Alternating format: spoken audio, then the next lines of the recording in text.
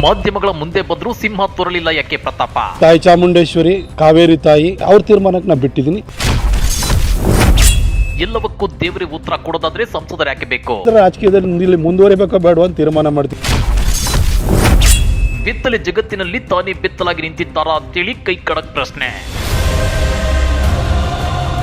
ಮಾಧ್ಯಮಗಳ ಮುಂದೆ ಬಂದು ಸಿಂಹ ಅದ್ಯಕ್ಕೆ ತೋರಿಸಲಿಲ್ಲ ಪ್ರತಾಪ. ಸಂಸತ್ ಮುಗಿದ ಮೇಲೆ ಅಂದ್ರೆ ಘಟನೆ ನಡೆದು 11 ದಿನಗಳ ನಂತರ ಮಾಧ್ಯಮಗಳ ಮುಂದೆ ಬಂದ ಸಂಸದ ಪ್ರತಾಪ್ ಸಿಂಹ ಅದ್ಯಾಕೆ ಪಾಸ್ ಕೊಟ್ರಿ, ಅವ್ರು ಯಾರು ಅನ್ನೋ ಯಾವ ವಿಷಯವನ್ನು ಹೇಳ್ತಿಲ್ಲ. ಪಾಸ್ ಕೊಟ್ಟಿದ್ದು ನಿಜ ತಾನೆ, ಅವ್ರು ಯಾರು, ಯಾಕೆ ಕೊಟ್ರು ಅನ್ನೋದಕ್ಕೆ ಅದಕ್ಕೆ ಉತ್ತರ ಕೊಡ್ಲಿಲ್ಲ. ಮಾಧ್ಯಮಗಳು ಕೂಡ ಈ ಬಗ್ಗೆ ಅದಕ್ಕೆ ತಿರುಗ ಮುರುಗ ಪ್ರತಾಪ್ ಸಿಂಹ ಅವರಿಗೆ ಇಂಥ ಪ್ರಶ್ನೆಗಳನ್ನ ಕೇಳಲಿಲ್ಲ. ಎಲ್ಲವಕ್ಕೂ ದೇವರೇ ಉತ್ತರ ಕೊಡೋದಾದ್ರೆ ಸಂಸದರು ಯಾಕೆ ಬೇಕು? ಬೆತ್ತಲೆ ಜಗತ್ತಿನಲ್ಲಿ ತಾನೇ ಬೆತ್ತಲಾಗಿ ನಿಂತರ ಪ್ರತಾಪ್ ಸಿಂಹ.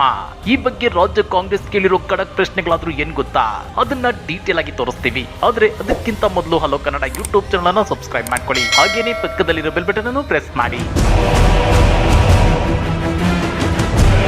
ನಿನ್ನೆ ಮೈಸೂರಲ್ಲಿ ಮಾಧ್ಯಮಗಳೊಂದಿಗೆ ಮಾತನಾಡಿರೋ ಸಂಸದ ಪ್ರತಾಪ್ ಸಿಂಹ, ನಾನು ದೇಶದ್ರೋಹಿನ, ದೇಶ ಪ್ರೇಮಿನ ಅನ್ನೋದನ್ನ ಬೆಟ್ಟದ ಚಾಮುಂಡಿ ತಾಯಿ, ಕೊಡಗಿನ ಕಾವೇರಿ ತಾಯಿ ನಿರ್ಧರಿಸ್ತಾರೆ ಅಂತ ಹೇಳಿದ್ರು.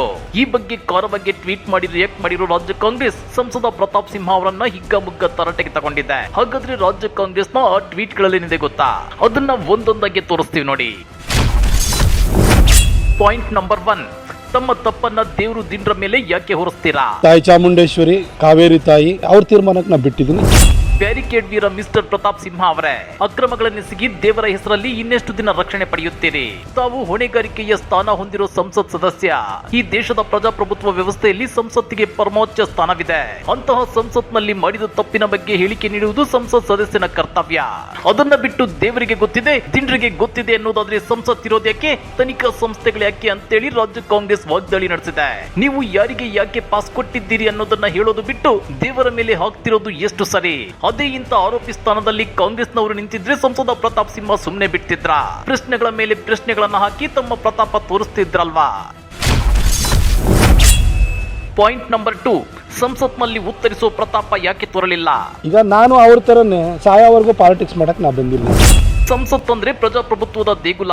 ಅಂತ ದೇಗುಲದಲ್ಲಿ ನಡೆದ ಘಟನೆಯ ಬಗ್ಗೆ ಓರ್ವ ಸಂಸದರಾಗಿ ಸಂಸತ್ನಲ್ಲೇ ಉತ್ತರ ಕೊಡಬೇಕಲ್ವಾ? ಅದು ಬಿಟ್ಟು ಸಂಸತ್ ಅಧಿವೇಶನ ಮುಗಿಯವರೆಗೂ ಅಡಗಿ ಕೂತಿದ್ದು, ಸಂಸತ್ ಅಧಿವೇಶನ ಮುಗಿದ ಮೇಲೆ ಮತ್ತು ಘಟನೆ ನಡೆದು 11 ದಿನಗಳಾದ್ಮೇಲೆ ಮಾಧ್ಯಮಗಳ ಮುಂದೆ ಬಂದು ಉತ್ತರ ಕೊಡೋದು ಎಷ್ಟು ಸರಿ? ಸಂಸತ್ನಲ್ಲಿ ಉತ್ತರಿಸುವುದೆಂದರೆ ಈ ದೇಶದ ಹಾಗೂ ತಮ್ಮ ಕ್ಷೇತ್ರದ ಜನತೆಗೆ ಉತ್ತರಿಸಿದಂತೆ ಎಂಬ ಮಿನಿಮಮ್ ಕಾಮನ್ ಸೆನ್ಸ್ ಇಲ್ಲದ ವ್ಯಕ್ತಿ ಸಂಸತ್ ಸದಸ್ಯನಾಗಿದ್ದು ದುರಂತ ಅಂತೇಳಿ ರಾಜ್ಯ ಕಾಂಗ್ರೆಸ್ ಟ್ವೀಟ್ ಮಾಡಿ ಕುಟುಕಿದೆ.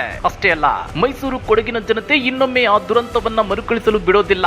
ಬೇರೆಯವರ ಬಗ್ಗೆ ಪುಂಖಾನುಪುಂಖವಾಗಿ ಬರೆದು ತಾನೊಬ್ಬ ಮಹಾನ್ ಬರಹಗಾರ ಎನ್ನುವ ಪ್ರತಾಪ್ ಸಿಂಹ ಇಂದು ಜನತೆಗೆ, ಪತ್ರಕರ್ತರಿಗೆ ಉತ್ತರ ನೀಡಲಾಗದೆ ತಮ್ಮದೇ ಬೆತ್ತಲೆ ಜಗತ್ತಿನಲ್ಲಿ ತಾನೇ ಬೆತ್ತಲಾಗಿ ನಿಂತಿದ್ದಾರೆ ಅಂತೇಳಿ ರಾಜ್ಯ ಕಾಂಗ್ರೆಸ್ ಟ್ವೀಟ್ ಮಾಡಿ ಕುಟುಕಿದೆ. ಪಾಯಿಂಟ್ ನಂಬರ್ 3, ಟಿಕೆಟ್ ಸಿಗಲ್ಲ ಅನ್ನೋ ಭೀತಿ ಕಾಡುತ್ತಿದೆಯಾ?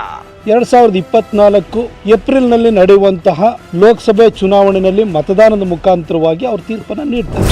ಘಟನೆ ನಡೆದು 11 ದಿನ ಕಳೆದರೂ ತನಿಖಾ ಸಂಸ್ಥೆಗಳು ಸಂಸದ ಪ್ರತಾಪ್ ಸಿಂಹ ಅವರನ್ನ ಅದೇಕೆ ವಿಚಾರಣೆ ನಡೆಸಿಲ್ಲ? ಹೋಗ್ಲಿ, ಕನಿಷ್ಠ ಮಾಹಿತಿಯನ್ನು ಅದೇಕೆ ಪಡೆದುಕೊಂಡಿಲ್ಲ ಅನ್ನೋ ಮಾತುಗಳಿವೆ. ಈ ಮಧ್ಯೆ ಪ್ರತಾಪ್ ಸಿಂಹ ಈ ಬಗ್ಗೆ ರಿಯಾಕ್ಟ್ ಮಾಡಿದ್ರೆ ಇನ್ಯಾವ ರಾದ್ದಂತ ಸೃಷ್ಟಿಯಾಗುತ್ತೋ ಅನ್ನೋ ಭೀತಿಯಿಂದ ಇಷ್ಟು ದಿನ ರಿಯಾಕ್ಟ್ ಮಾಡದೆ ಸೈಲೆಂಟ್ ಆಗಿದ್ರ. ಆದ್ರೆ ಇನ್ನು ಹೀಗೆ ಸೈಲೆಂಟ್ ಆಗಿದ್ರೆ ತಮ್ಮ ರಾಜಕೀಯ ಜೀವನಕ್ಕೆ ತಮ್ಮ ವಿರೋಧಿಗಳು ಚಪ್ಪಡಿ ಕಲ್ಲು ಹಾಕಿ ಬಿಡ್ತಾರೆ ಅಂತೇಳಿ ಸಂಸದ ಪ್ರತಾಪ್ ಸಿಂಹ ಮಾಧ್ಯಮಗಳ ಮುಂದೆ ಬಂದು ಆ ಘಟನೆ ಬಗ್ಗೆ ನಾನು ಏನು ಉತ್ತರ ಕೊಡಲ್ಲ, ಏನಾಗಿದೆ ಅನ್ನೋದು ದೇವರಿಗೆ ಗೊತ್ತು ಅಂತೇಳೋ ಮೂಲಕ ಟಾಪಿಕ್ ಡೈವರ್ಟ್ ಮಾಡಿದ್ದಾರೆ.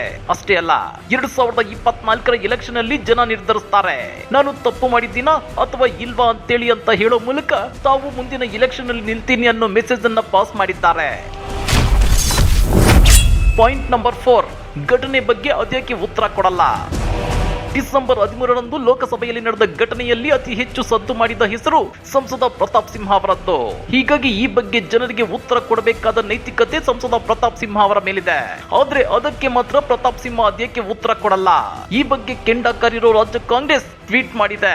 ಇತರರ ಬಗ್ಗೆ ತಮ್ಮ ಕೊಳುಕು ನಾಲಿಗೆಯನ್ನ ಜಳಿಪಿಸುವ ಪ್ರತಾಪ್ ಸಿಂಹ ಸಂಸತ್ ದಾಳಿಯ ಬಗ್ಗೆ ಮಾತನಾಡುವಾಗ ಅವರ ನಾಲಿಗೆ ಬಿದ್ದು ಹೋಗಿದ್ದೇಕೆ?